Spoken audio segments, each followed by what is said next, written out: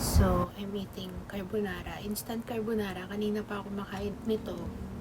Na-vlog ko na siya sa YouTube ko. And panoorin nyo na lang. Meron akong bagong setup ng editings ng YouTube. Kasi napansin ko lately yung mga vlog ko ang pangit. And yung mga edit ko pangit din. So, don't judge me because nag-uumpisa pa lang ako. And dati pa naman ako nag-vlog. Yun lang. Tinigilan ko lang dati. And yeah, I'm eating carbonara, instant carbonara from Payless. Pasta express to. And for me, it's too salty. And I have a bread. Nakat siya ng 2 pieces kanina. Pero kinain ko na yung isa. I have inasal here. Uwi ni Lola. And pansit na dry. And yun, nagluto ko ng carbonara kasi ayoko ng pansit na dry. So, yeah. And I thought,